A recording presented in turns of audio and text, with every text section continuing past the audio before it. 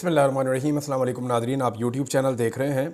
मैं इमरान ख़ान हूँ। कुछ इत्तलात अब तक मौसूल हुई हैं कि बुशरा बीबी ने इमरान ख़ान साहब को जो ब्रीफिंग दी है उस पर कुछ सहाफ़ियों के दावे भी सामने आ रहे हैं। कुछ चीज़ों का मुझे आइडिया भी है क्योंकि मेरी पहले कुछ लोगों से बात हुई थी और बुशरा बीबी के कुछ तहफ़्फ़ुज़ात भी थे। उन्होंने इमरान ख़ान साहब के सामने सूरत हाल रखी है और वो तमाम सूरत हाल रखी है जिसके बारे में इमरान ख़ान साहब नहीं जानते थे और उन्हें पहले उसके बारे में नहीं बताया गया था।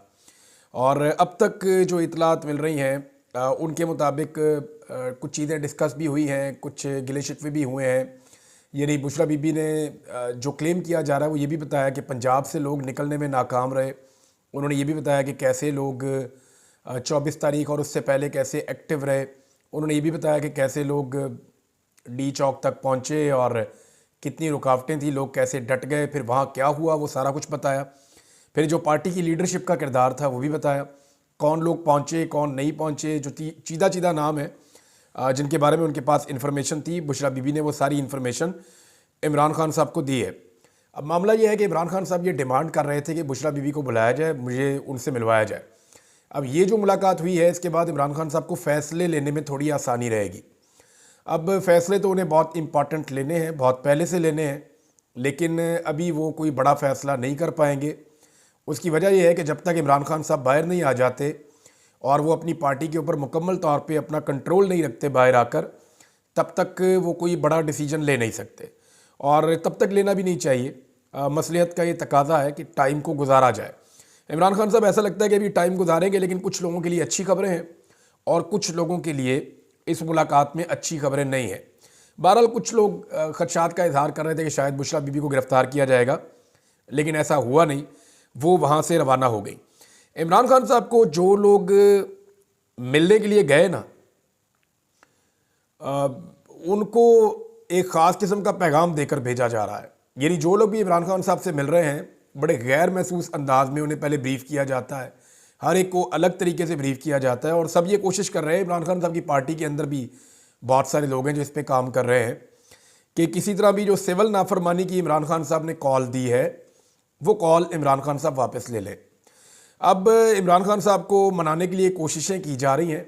उन्हें जो बातें बताई गई उनमें एक ये है कि ये कॉल नहीं चल सकती, नाकाम हो जाएगी, अवाम में आपकी मकबूलियत को नुकसान पहुंचेगा और कोई रास्ता और निकल सकता है, तो लिहाजा ये कॉल अभी ना दी जाए, इसको डिले करने से फ़ायदा हो जाएगा। इस किस्म की बातें इमरान खान साहब से की जा रही हैं।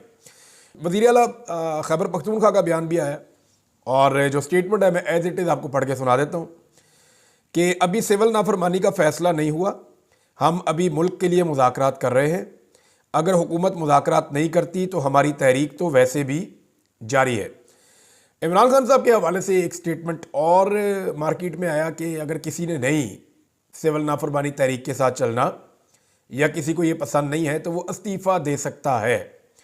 पार्टी के हवाले से इमरान खान साहब ने मौक़िफ़ दिया, यानी उनका बड़ा सख्त मौक़िफ़ है। दो मुतालबात है ना, एक वो ये कहते हैं कि जो अंडर ट्रायल कैदी हैं जिनको ज़बरदस्ती कैद में रखा हुआ है, बेगुनाह लोग पकड़े हुए हैं, इमरान खान साहब को लगता है बेगुनाह है, दूसरी जानिब लगता है कि जी इनसे बड़ा गुनाहगार ही कोई नहीं है। लेकिन ये सब जानते हैं कि ये सियासी नौइयत के कैदी हैं और सियासी मुकदमात में ये गिरफ़्तारियाँ हुई हैं और ये पाकिस्तान की एक 70-75 साल की तारीख़ है। ये गिरफ़्तारियाँ हम हमेशा से ही देखते आ रहे हैं। अब ज़रा थोड़ा सा ज़्यादा टाइट कर दिया गया मामला, ज़्यादा सख्ती है। तो इमरान खान साहब का एक मुतालबा तो ये है कि बंदे छोड़ो, ख़वातीन को छोड़ो, और दूसरा मुतालबा उनका ये है कि जो 26 नवंबर को हुआ और जो 9 मई को हुआ, इन दोनों की जुडिशल इंक्वायरी करवा दी जाए सीनियर तरीन सुप्रीम कोर्ट के जजेस से, ताकि दूध का दूध और पानी का पानी हो जाए। अब ये दोनों जो इमरान खान साहब के मुतालबात हैं, बज़ाहिर तो मुतालबात बड़े जायज़ हैं। हुकूमत की जानिब से इशारा आया कि वो भी एक कमेटी बना रहे हैं और वो बात करेंगे इमरान खान साहब से, लेकिन बात तो एक दिन में ही होनी है। 1 घंटे में बैठेंगे, आइडिया हो जाएगा कि बात आगे बढ़ सकती है या नहीं। जब मुज़ाकरात कामयाब होने होते हैं ना तो 1 दिन काफ़ी होता है। 1 दिन में 3 दफ़ा मुलाकात होती है, मामला ख़त्म हो जाता है। तो अगर ये बैठ गए 14-15 तारीख से पहले तो सूरत हाल बदल जाएगी। दूसरी जानिब पाकिस्तान तहरीक इंसाफ ने जो फ़ैसला किया था एहतजाज करने का या शहदा की याद मनाने का, उस हवाले से उन्होंने तारीख को तब्दील कर दिया है। यानी पहले जो तारीख थी पाकिस्तान तहरीक इंसाफ की एहतजाज के लिए वो 13 तारीख थी दिसंबर की, और अब 15 तारीख जो है दिसंबर की उसको फाइनलाइज़ किया गया है। यानी 15 दिसंबर को एतवार वाले दिन पाकिस्तान तहरीक इंसाफ शोहदा के हवाले से एक दिन मनाएगी और पेशावर के अंदर एक बहुत बड़ा प्रोग्राम मुनक्कद होगा। उसमें बहुत बड़ी तादाद में लोग इकट्ठे किए जाएंगे। एक तो ये पाकिस्तान तहरीक इंसाफ की तैयारी है। दूसरा, पाकिस्तान तहरीक इंसाफ ने एक बड़ी अनाउंसमेंट कर दी है। वो जो बड़ी अनाउंसमेंट है वो ये है कि मीनार पाकिस्तान पे पाकिस्तान तहरीक इंसाफ कह रहे हैं जी हम इकट्ठे होंगे।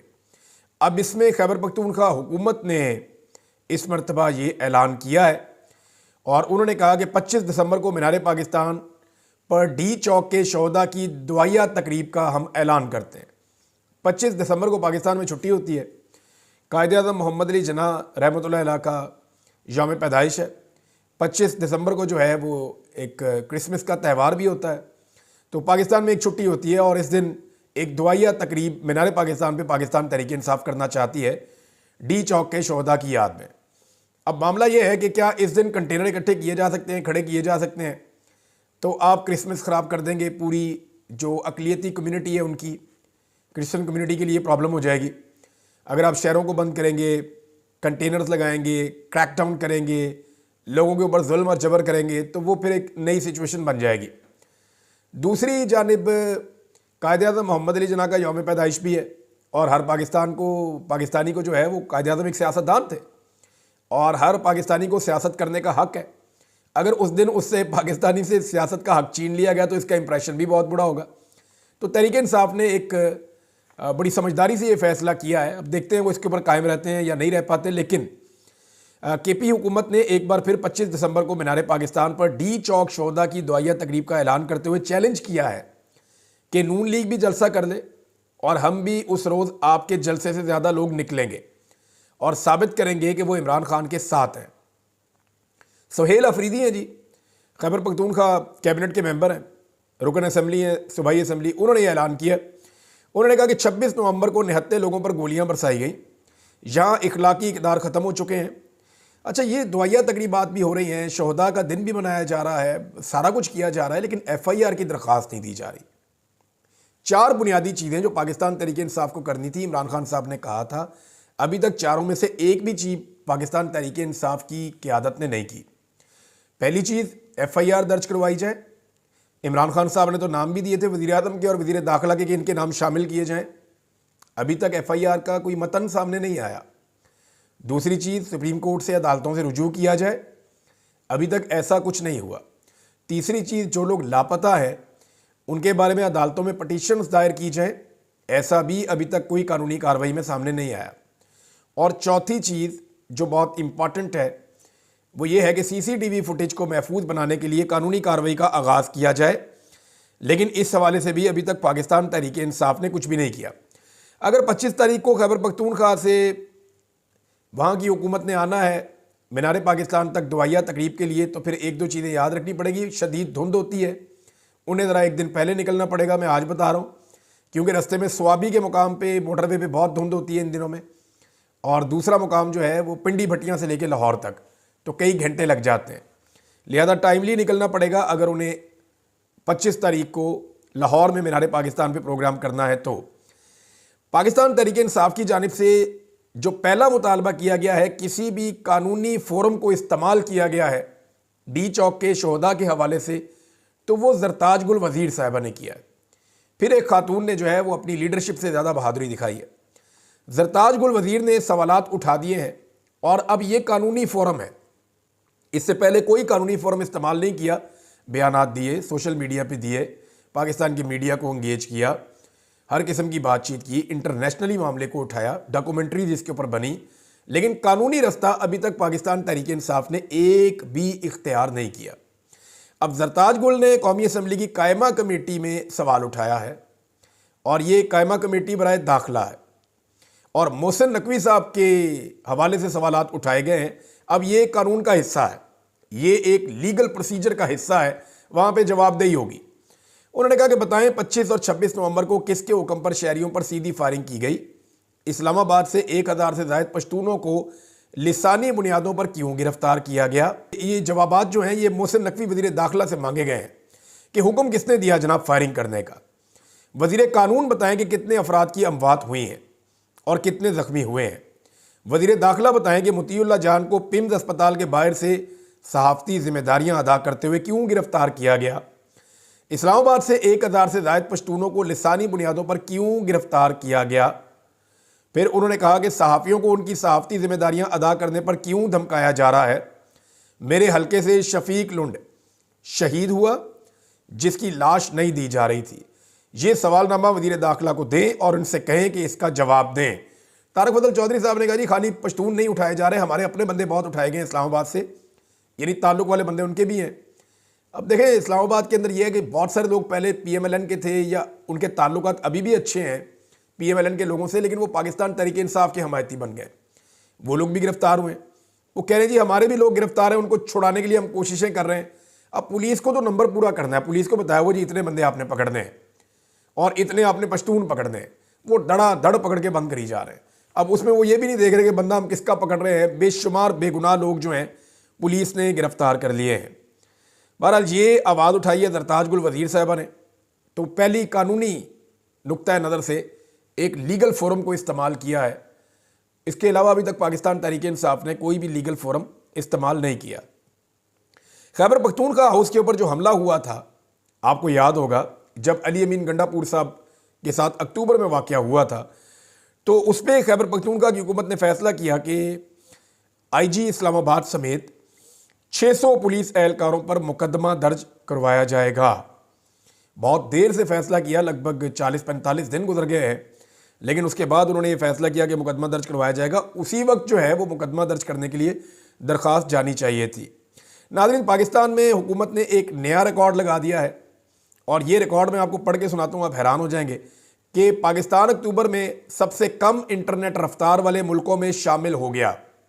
ये स्पीड टेस्ट ग्लोबल इंडेक्स जो है उसके ऊपर ये डाटा आया है कि पाकिस्तान को मोबाइल इंटरनेट की रफ्तार में 111 ममालिक में से 100 और ब्रॉडबैंड स्पीड में 158 ममालिक में से 141वें नंबर पर रखा गया है। यानी आप अंदाज़ा करें कि जो टॉप के मुल्क हैं ना, जहाँ पे इंटरनेट बहुत ही स्लो है, पाकिस्तान उन मुल्कों का हिस्सा बन गया है। मिसाल के तौर पे अगर मैं आपको बताऊं कि स्पीड जो इंटरनेट की है पाकिस्तान में, वो फ़लस्तीन, भूटान, घाना, इराक, ईरान, लबनान और लीबिया से भी नीचे आ गई है। अंदाज़ा करें कि जंग ज़दा इलाकों में पाकिस्तान से बेहतर इंटरनेट चल रहा है, लेकिन पाकिस्तान में इस दौरे जदीद में इंटरनेट की फैसिलिटीज़ प्रोवाइड करने में मौजूदा हुकूमत नाकाम है। इमरान खान साहब के दौर में भी इंटरनेट चल रहा था, लेकिन ये शिकायत नहीं आती थी। मसला ये है कि सोशल मीडिया के ऊपर जब भी कोई अहम इवेंट होने लगता है, और पाकिस्तान में हमेशा कोई ना कोई अहम मामला चलता ही रहता है, तो जब भी हुकूमत को लगता है कि अब हमारे ऊपर तनकीद आएगी, वो इंटरनेट ही स्लो कर देते हैं। बाद औक़ात इंटरनेट बंद ही कर देते हैं, बाद औक़ात को फायर वॉल्स किस्म की चीज़ें एक्टिवेट कर देते हैं। अब इन चीज़ों ने पाकिस्तान को नुकसान कितना पहुँचाया? एक तो पाकिस्तान के शहरियों को नुकसान, पाकिस्तान की इमेज को नुकसान। दूसरी चीज़ जो हो रही है, अभी जो माहिरीन ने एक डाटा दिया है, उस डाटा के मुताबिक ये जो स्लो इंटरनेट है, इसकी वजह से पाकिस्तान के जो फ्री लांसर्स हैं उनको जो काम मिलता है बैरूनी दुनिया से, मगरबी ममालिक से, उसमें 70% की कमी होने वाली है या हो गई है। अच्छा, ये जो सारा काम है, ये बिजनेस है, ये ट्रांसफ़र होकर चला जाएगा, जिसके इम्कानात का इजहार किया जा रहा है बांग्लादेश या भारत को। यानी जो थोड़े बहुत पैसे पाकिस्तान में ज़र मुबादला IT के शोबे के अंदर पाकिस्तानी लेकर आ रहे थे, या हमारे नौजवान अपने तौर पे जोर लगा के पाकिस्तान को उठा रहे थे। गवर्नमेंट की तो पॉलिसी भी कोई नहीं है, गवर्नमेंट की जानिब से तो सपोर्ट ही कोई नहीं है। अब अगर IT की इंडस्ट्री को अपने जोरे बाजू पे नौजवान उठा रहे थे और कोशिश कर रहे थे, तो बजाय इसके कि उसको सहूलत दी जाती, उनका इंटरनेट ही बंद कर दिया, जो उनका बेसिक टूल है। अब उसके नतीजे में हमारा 70% इंटरनेट पाकिस्तान का जो काम हमें मिल रहा था इंटरनेट की वजह से, या नौजवानों की एक्सपर्टीज़ की वजह से, आर्टिफिशियल इंटेलिजेंस हो गई, वेब डेवलपमेंट हो गई, वेब डिज़ाइनिंग हो गई और बहुत सारी चीज़ें जो वो कर रहे थे, वो जो सारा काम पाकिस्तानियों से छिना, लगभग 70% का नुकसान हुआ, 30% रह गया। वो 70% जाएगा कहाँ? अगर पाकिस्तान के अंदर ये इंटरनेट बहाल नहीं होता तो वो इंडिया जाएगा या बांग्लादेश जाएगा। हमारे क्लाइंट्स वहाँ चले जाएंगे, हमारे नौजवान जो हैं उनकी आमदन में कमी हो जाएगी, और इसका अल्टीमेट नुकसान जो है वो पाकिस्तान को भी होगा। एक और नाज़रीन, चीफ जस्टिस ऑफ पाकिस्तान ने दावा किया और उन्होंने बड़ी इंपॉर्टेंट बात की। चीफ जस्टिस ऑफ पाकिस्तान ने कहा कि पूरे मुल्क की अदलिया का वक़ार मजरूह नहीं होने देंगे, और साथ ही उन्होंने एक और फैसला किया कि वो इंसाफ की फराहमी के लिए मुल्क के दूर दराज इलाकों में सफ़र करेंगे। तो मैं देखें, अदलिया का वक़ार तो मजरूह हो चुका है पाकिस्तान में। आप किसी भी आदमी के सामने माइक करके आप पूछें, अदलिया के वक़ार के बारे में तो वो आपको बताएगा कि अदलिया का वक़ार इस वक्त क्या है। अब तो जो वक़ार मजरूह हो चुका है उसको वापस बहाल करने की ज़रूरत है, जो नहीं हो पा रहा। अगर चीफ जस्टिस ऑफ पाकिस्तान ने निकलने का फ़ैसला किया है तो फिर बलूचिस्तान जाएं, लापता अफराद के लवाहिकीन से मिलें और इंसाफ दें। इससे आपकी अदलिया का वक़ार जो है वो बहाल हो जाएगा। डी चौक में शहीद होने वालों के लवाहिकीन से मिलें, इन्हें पोस्टमार्टम की रिपोर्टें तक नहीं मिली, उनको इंसाफ दें। कुरम एजेंसी में जाएं, वहाँ जाकर देखें कि कौन सी नाइंसाफ़ियाँ और जुल्म वहाँ पे हुआ है, उनको इंसाफ दें। अंदरूनी सिंध में ज़मीनों पर कब्जे जाके छुड़ाएं, कच्चे के इलाके में जाकर देखें कि वहाँ पे क्या हो रहा है। ईरानी तेल की स्मगलिंग जाके पकड़ें बलूचिस्तान के इलाकों से, जाएं और देखें किस तरह पूरे खैबर पख्तूनख्वा और बलूचिस्तान के बहुत सारी जो बॉर्डर बेल्ट है वहाँ पे अब अफीम की पैदावार हो रही है। क्यों? क्योंकि अफगानिस्तान के अंदर जब से तालिबान रजीम आया है उन्होंने सख्ती की, वहाँ पे उन्होंने पोस्ट की, अफीम की पैदावार बंद कर दी। अब वहाँ पे वो पैदावार नहीं हो रही, उन्होंने पहले भी बंद की थी, अब फिर बंद कर दी। तो यहाँ बहुत सारे ऐसे लोग हैं जो शिफ्ट हुए हैं और जो ये काम करने के लिए डेली आते हैं और वापस भी जाते हैं। तो यहाँ पे अफीम की पैदावार शुरू हो चुकी है। मैं जिम्मेदारी से आपको कह रहा हूँ, अगर कोई चैलेंज करेगा तो मैं सबूत भी दिखा दूंगा। मैं दिखा दूंगा बॉर्डर बेल्ट के साथ साथ कितने खेत लगे हुए हैं, और ये हज़ारों एकड़ है, कोई 1-2 एकड़ नहीं है। फिर इस्लामाबाद से जो लापता हो गए लोग, उनके बारे में इंसाफ देना चाहिए पहले चीफ जस्टिस को। और अगर इंसाफ देना ही है, अदलिया का वक़ार मजरूह होने से बचाना है, तो पाकिस्तान के करोड़ों लोगों ने जो वोट डाले थे और उनका जो मैंडेट चोरी हुआ था, उन्हें उनका मैंडेट वापस लौटा दें। अदलिया का इससे बड़ा पुरवकार कोई फैसला नहीं होगा। लेकिन ये सारी चीज़ें करेगा कौन? अभी तक तो अदलिया का ऐसा कोई मूड लगता नहीं है, ना लगता है कि ऐसा कुछ किया जाएगा। बहरहाल पाकिस्तान में जिसकी लाठी उसकी भैंस, आज भी ताकत की हुक्मरानी है, सारे जोर लगा रहे हैं, कोशिश कर रहे हैं। लेकिन इमरान खान साहब का कहना है कि वो ये तहरीक चलाएंगे सिविल नाफरमानी की। बड़ा सवाल जो इस वक्त तमाम जानिब से उठाया जा रहा है वो सवाल ये है कि क्या पाकिस्तान तहरीक इंसाफ इसमें कामयाब हो सकती है? दूसरी जानिब पाकिस्तान तहरीक इंसाफ की कुछ ऐसी क़यादत है जिसने अब सख्त बयानात देना शुरू किए हैं। हालांकि कानूनी कार्रवाई अभी तक पाकिस्तान तहरीक इंसाफ ने शुरू नहीं की। जो सख्त बयानात हैं उनमें एक असद कैसर साहब का है। उन्होंने कहा गिरफ्तार कारकुनों को स्याह टोपियाँ पहनाएं जैसे हम दहशतगर्द हैं। शर्म आनी चाहिए आपको, अपने आप को पाकिस्तानी कहते हो हम आइन और पाकिस्तान के वफादार हैं। तुम गोली चलाते हो और तुम्हें ये शर्म नहीं आती, ये गोली हमारे टैक्स के पैसों से आई है, हमें दीवार से लगा रहे हो और मुतालबा करते हो, तुम्हारी लाइन ये है। ये जनाब असद कैसर साहब का स्टेटमेंट है। शेख वकास अकरम साहब ने कहा कि शहीद की कुलखानी के दौरान छापा मारा जाता है और शहीद के वर्सा पर FIR दर्ज कर दी जाती है। ये कौन लोग हैं? क्या तुम पाकिस्तानी नहीं हो? क्या तुम मुसलमान नहीं हो? क्या तुम्हारे एहसासात नहीं हैं? क्या तुम्हारे जज्बात नहीं हैं? और उमर अयूब साहब ने जो स्टेटमेंट दिया उसके मुताबिक हमारे 12 मासूम लोग शहीद हुए हैं अब तक, जो डाटा उनके पास मौजूद है, और 200 से ज़ायद लापता हैं। इनका कोई पता नहीं कि वो कहाँ हैं। जो सेल कायम किया है उस पर मज़ीद भी डाटा और इन्फॉर्मेशन आ रही है जो पाकिस्तान तहरीक इंसाफ आने वाले दिनों में शेयर करेगी। इंपॉर्टेंट ये है कि तहरीक इंसाफ अपना मुकदमा कैसे करवाएगी। मुकदमा करवाने के लिए ज़रूरी है कि कम से कम एक तहरीर मौजूद हो जिसकी बुनियाद पे वो कहें जी हमने ये मुकदमा दर्ज करवाना है। अभी तक कोई तहरीर ही मौजूद नहीं है। CCTV फुटेज मैं पहले दिन से कह रहा हूँ, आज 2 हफ्ते हो गए हैं, पाकिस्तान तहरीक इंसाफ ने CCTV फुटेज जो इस्लामाबाद की है उसको महफूज बनाने के लिए किसी किस्म की कोई दरख्वास्त नहीं दी, किसी किस्म की कोई कार्रवाई शुरू नहीं की। और ये पाकिस्तान तहरीक इंसाफ की क़यादत का काम था जो लोग इस्लामाबाद में मौजूद हैं। अब तक के लिए इतना ही। अपना ख्याल रखिएगा, अपने इस चैनल का भी। अल्लाह हाफ़िज़।